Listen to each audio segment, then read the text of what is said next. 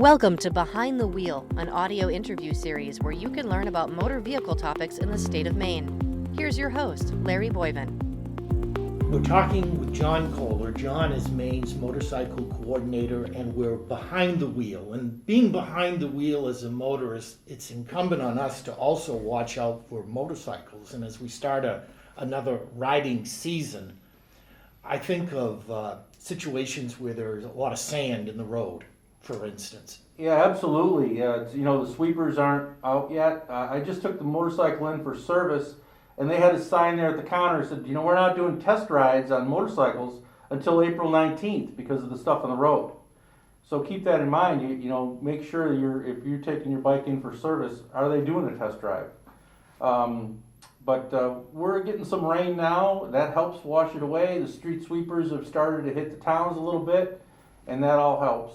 As part of the courses that we've discussed in the program, are all of these factors part of the course itself? Yes, a lot of them are. Right now, part of the training course we have for the two-wheel and the three-wheel is MSF has what's called the E-course. It's about a 3-hour online course. But once you sign up with one of the schools, they'll give you a link to get to the E-course. And you take that e-course, and there's little tests throughout the course and stuff. And then you can access that with your code. You can access that forever to refresh your memory, your skills and whatnot before you start riding again. But they have to complete that before they show up to take the course.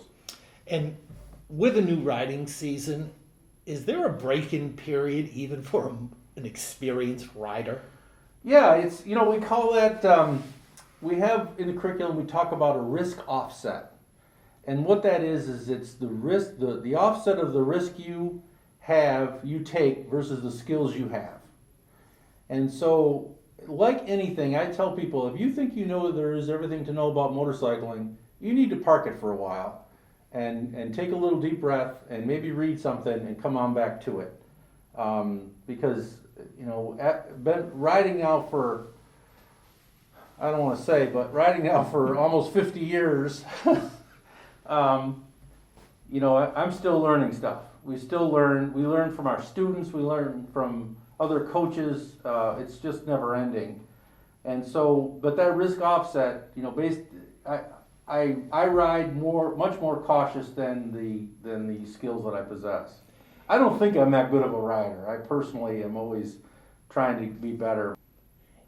Is it better to have a motorcycle that has loud exhaust versus one that's quiet?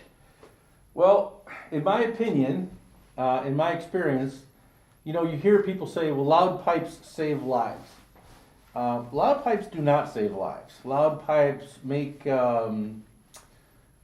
people aggravated and agitated, and then they give lawmakers an avenue to restrict other things motorcyclists can and can't do. So, no, I'm not an advocate for loud pipes. They're against the law, and we encourage people to ride within the law, of course. The short answer is no. We have about 120,000, I think, endorsement holders for motorcycles in Maine. Is that number increasing or is it decreasing? What's going on with motorcycle riding? Well, let me tell you, I looked up some stuff, and we have in Maine just over 1 million people with a Class C license. And we have about 120,000, like you said, with a motorcycle endorsement. So that's about 11.5% of the people with a Class C license have a motorcycle endorsement. We have over 800,000 people registered with cars, but about 48,000 motorcycles, ballpark. So how we are in Maine here per capita, number one state of people with motorcycles. Number one state is South Dakota. There's more people in South Dakota per capita with motorcycles than any other state. Number 2 is New Hampshire. Maine is 12. We're number 12 in the country. 26 people per bike. Okay, so that's not too bad, 12 out of 50. And then looking at motorcycle fatalities per 10,000 registered motorcyclists, the most dangerous state in the country is Mississippi. So I wouldn't want to be the program coordinator in Mississippi. Maine, we fall down in number 32. So the worst state is 15.92 fatalities per 10,000. We're at 4.48 fatalities per 10,000. And the safest state was Montana with 0.72. We're the 12th state per capita with motorcyclists riding, and we're the 32nd with fatalities. So that's pretty good. We could do better. And we're trying. We're always trying to do better. We do instructor certification courses, and we have the advanced rider course and the experienced rider course that schools are starting to offer a little bit more. So those are the 4 courses we have. We have the basic for the 2-wheel, the basic for the 3-wheel, the experience course, and the advanced course. And all of this can be found off of the BMV website? Yes, absolutely. All right, so as we wrap up, give us, as a driver of a vehicle and an operator of a motorcycle, what you would perceive to be, from a safety perspective, the most important thing. Well, okay, I can't give you one thing, but this segment is behind the wheel, so I wanna let's edit that for this first segment. So behind the wheel and behind the handlebars, okay. So behind the handlebars aspect of it is there's a few things that you can be safe when you're riding a motorcycle to make it more fun for you. Be visible, however you decide to do that. Be sober. A lot of our fatality statistics show a lot of alcohol involvement. Be protected, wear your gear, especially a helmet, and get training. Be legal.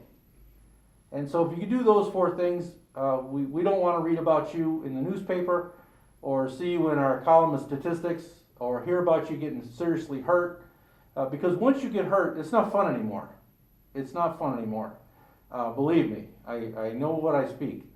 And so to continue it to be fun, you have to stay safe, and it has to be enjoyable. And then, I was always the aspect of, I didn't want anything to happen to my motorcycle. It's people love their bikes. They polish them, they wash them, they polish them, they wrap them in diapers, and they store them. And it's not how they treat people. Don't treat their cars as well as they treat their motorcycles. It's just how it is that's how it was for me anyway, growing up. So, as the car driver, yeah, what can we do better? Wake up a little bit. Car drivers have to just take it easy and slow it down and keep an eye out now for motorcyclists. They're out there. They're not as big as you. They don't have as many headlights or taillights, but you have to keep your eyes open and think outside the box. What's that motorcyclist going to do? What's that other car going to do? Separate these conditions and deal with them one at a time, and just slow it down a little bit. Is it still fun to ride? For me, sometimes. Sometimes it's not. I put on just under 5,000 miles last year, visiting all the different sites. So riding now for me is work. I'm at work when I'm on a motorcycle. I still enjoy being on a motorcycle, but it's not like it used to be. It's not the same as it was. In July of 2007, I took the longest ride of my life. A buddy of mine, Army buddy, we got together and we rode to Alaska. We hit 31 states, 3 Canadian provinces, 14,000 miles in a month. And it was the greatest vacation and greatest ride. And I have that memory, but nothing will ever compare. So May is Motorcycle Awareness Month, and you've given us some great information, John. It's been a pleasure to talk with you. Thank you, Larry. It's been a pleasure to be here, and I just hope everybody can have a good, safe season this year. May, Motorcycle Awareness Month. Hopefully all of us will be aware during the riding season to look out for motorcyclists, and as John said, be safe for the entire season, and be aware of our surroundings as we travel. behind the wheel. Thanks for listening to this episode of Behind the Wheel, a production of the Maine Bureau of Motor Vehicles in collaboration with Secretary of State Shanna Bellows. For more information on a variety of motor vehicle topics, visit our webpage at maine.gov/SOS/BMV.